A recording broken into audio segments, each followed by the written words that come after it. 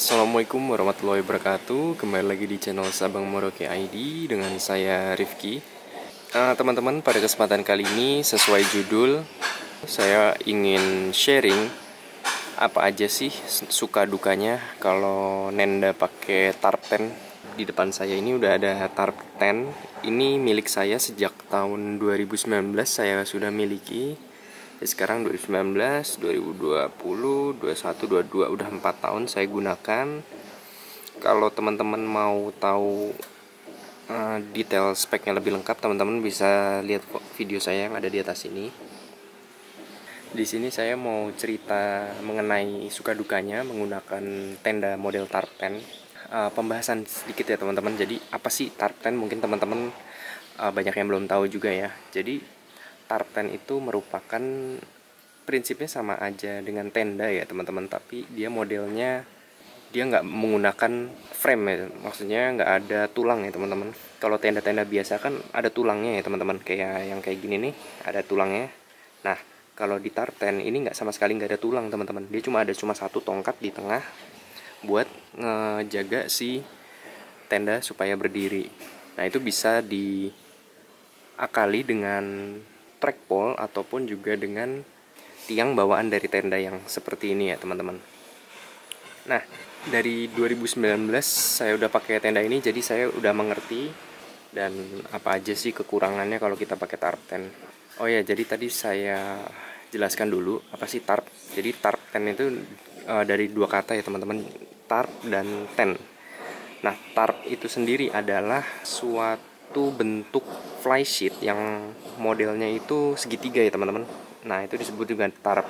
Nah sedangkan ten itu adalah tenda. Jadi kalau digabungkan, tarp yang berbentuk tenda. Kenapa dibilang ten? Ini masuk kategori tenda karena ini punya dua lapisan ya teman-teman, lapisan outer sama lapisan inner, lapisan flysheet sama lapisan inner teman-teman. Jadi itu sudah menjadi ciri khas sebuah tenda ya kalau punya dua lapisan itu. Nah jadi cerita sedikit, jadi tenda ini saya beli waktu itu di Bekasi ya teman-teman. Jadi saya request sama namanya Mas Mukti itu di Bekasi, daerah Bekasi, karena waktu itu saya pengen punya tenda Kalahari tapi nggak kesampaian. Jadi saya minta dibuatkan oleh Mas Muti ini. Saya langsung datang ke workshopnya teman-teman. Jadi saya pengen kayak gimana. Nah jadi langsung dibikinin kayak gini. Nah ini merupakan tenda pertamanya beliau. Nah apa sih sukanya menggunakan tarten? Jadi yang pertama itu yang pasti ya teman-teman, tarten itu ringan banget.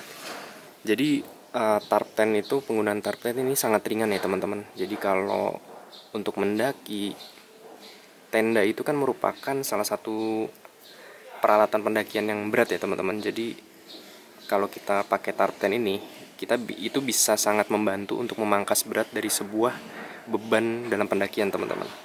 Nah ini tenda ini beratnya kurang lebih 900-an ya teman-teman, di bawah 1 kilo lah. Saya kurang lupa akurat beratnya berapa, tapi yang pasti di bawah 1 kilo, udah sama footprint juga. Jadi ini sangat ringan banget. Tapi ya mungkin ini tarpen yang nggak termasuk ringan ya teman-teman, ada yang lebih ringan lagi, tapi ya ini udah termasuk ringan lah kalau di bawah 1 kilo kalau menurut saya. Dia tadi ringan, itu jadi alasan kenapa saya pilih juga. Terus yang kedua, packingnya ringkes ya teman-teman, kalau di backpack itu nggak terlalu memakan tempat. Terus yang ketiga, ini masalah preferensi masing-masing ya. Kalau saya sih suka bentuk dari tenda kayak gini teman-teman, karena tenda kayak gini jarang yang punya. Kalau kita lagi di camping site atau di gunung itu suka ditanyain orang, tenda apa nih mas gitu. Jadi ya salah satu inilah jadi kebanggaan gitu teman-teman punya tenda yang jarang dipakai gitu kalau di gunung. Mungkin karena ya itu efisiensinya itu ya, karena ringan, karena nggak makan tempat, itu menjadi pilihan yang saya paling suka sih teman-teman. Dasarnya sebenarnya itu alasan utamanya. Nah terus yang saya nggak suka dari tarten adalah dia kalau masang, misalkan kita lagi udah sampai campsite nih teman-teman, terus hujan. Nah itu kadang kan ini nge-set up-nya harus menggunakan bantuan pasak ya teman-teman, nggak bisa freestanding kayak tenda-tenda biasa konvensional, jadi harus pakai bantuan pasak. Nah kalau misalkan hujan turun ya agak-agak repot sedikit sih teman-teman pas lagi masang tenda gitu, harus masang pasak, ngepasin gitu, karena kekuatan dari tenda ini kuncinya ada di pasak teman-teman, bukan pada tiang yang sendiri itu, bukan, jadi ada pada kekencangan pasak. Nah buat teman-teman yang belum terampil membangun tenda, ini menjadi hal yang agak tricky ya teman-teman, agak susah gitu. Jadi ya ini butuh semua bisa mengerjakan ini untuk membangun tarp tent, tapi diperlukan latihan ya teman-teman. Jadi ya itu sih kendalanya kalau pakai tarp tent, itu yang pertama. Terus yang kedua itu adalah ruangnya sempit teman-teman. Itu alasan kedua saya nggak suka pakai tarp tent, karena ruangannya sempit. Nah teman-teman, itu tadi jadi alasan yang pertama yang saya kurang suka sama tarp tent itu adalah tadi harus memasangnya itu kita harus mengandalkan pasak ya teman-teman. Jadi nggak seperti tenda konvensional. Jadi kekuatan dari tarp tent ini kuncinya ada di pasak teman-teman. Nah kalau tidak menggunakan pasak, dia tidak akan kuat teman-teman. Jadi kekuatan pasak sangat penting di tarp tent ini. Jadi kalau buat teman-teman yang masih pemula mau beralih ke tarp tent, ya saran saya misalkan udah beli tarp tent, sebelum digunakan ke gunung harus dites dulu. Setidaknya kalau nggak di lingkungan rumah, cari yang ada rumputnya, atau juga tes di camping ground dulu teman-teman. Jangan langsung dibawa naik gunung kalau misalkan belum ahli banget menggunakan tarp tent ya, karena harus latihan terus teman-teman untuk membangun tarp tent ini. Itu alasan pertama. Terus alasan kedua, ruangannya sempit teman-teman. Jadi nggak semua orang suka pakai tarp tent. Saya sih sedikit kurang suka jujur teman-teman. Setelah punya tarp tent ini setelah hampir 4 tahun, saya merasa jujur agak kurang suka sama tarp tent karena sempit ruangannya. Kalau buat orang-orang yang klaustrofobia alias yang fobia di tempat sempit, itu pasti akan menjadi masalah ya teman-teman. Nah, ini saya mencoba tarp tent. Jadi ya pergerakannya cuma sedikit banget teman-teman ya. Ini kan tarp tent yang 1% ya. Jadi atas udah langsung ketemu mesh alias kelambu. Terus samping kanan juga udah ketemu kelambu. Tapi ya dari semua plus minus itu pasti ada ya teman-teman di mana-mana. Kekurangan yang saya kurang suka juga adalah pakai tarp tent tuh semeriwing teman-teman, jujur. Kalau nggak dibekali dengan layering yang bagus, pakai tarp tent ini bisa sangat bikin kedinginan di gunung teman-teman. Jadi saya sarankan kalau teman-teman pakai tarp tent, layeringnya teman-teman dalam perpakaian harus bagus juga. Nah kalau teman-teman belum paham apa itu layering, teman-teman bisa tonton video saya yang ada di atas sini.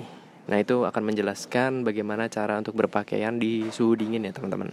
Mungkin ini yang terakhir ya, dukanya pakai tarp tent itu ya. Kalau teman-teman memang berminat untuk hijrah menggunakan tarp tent, harus sabar-sabar, namanya pre-order ya teman-teman. Saya barusan cek Instagramnya Kalahari itu PO-nya aja bisa 2 bulan teman-teman.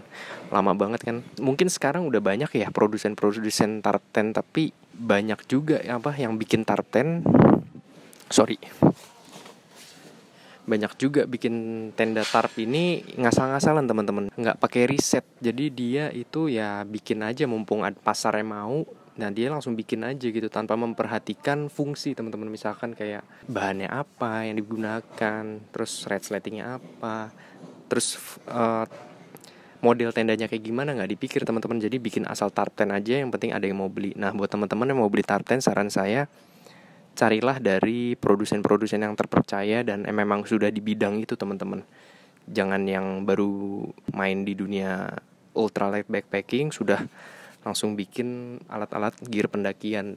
Maksudnya pengalaman itu memang gak bohong teman-teman. Jadi kalau misalkan teman-teman tahu makers tarp tent yang udah punya track record panjang, misalnya udah bertahun-tahun, ya itu teman-teman bisa dijadikan pilihan ya. Ya mungkin mahal gak apa-apa, tapi teman-teman mendapatkan kualitas yang memang oke banget. Nah ini saya jujur ya teman-teman, saya beli tarp tent ini juga, ini merupakan produksi pertamanya dari Mas Mukti ini. Tapi menurut saya karena beliau sudah di bidang bikin tenda mungkin sudah bertahun-tahun. Nah setelah bikin tarten hasilnya memuaskan teman-teman. Saya sih nggak kecewa teman-teman kalau ngelihat dari hasilnya kayak gini. Tenda saya ini tenda tarten yang dibikin beliau yang pertama kali teman-teman. Jadi ini adalah hasil karyanya dia. Nah mungkin nggak akan, tarten ini belum akan saya akan jual teman-teman. Ya, mungkin akan saya simpan aja dan gunakan terus teman-teman sebisa mungkin, entah sampai kapan. Ini karena ini ada nilai historisnya juga teman-teman. Ya teman-teman, mungkin itu yang bisa saya bagikan mengenai suka dukanya menggunakan tarten tadi, ya kelebihan dan kekurangannya. Mudah-mudahan teman-teman mendapatkan insight baru dari penjelasan yang saya berikan. Dan kalau teman-teman masih bingung atau ada pertanyaan, bisa tulis langsung di kolom komentar ya teman-teman. Jangan sungkan-sungkan. Nah, terima kasih. Segitu aja. Sampai jumpa di video selanjutnya. Assalamualaikum warahmatullahi wabarakatuh.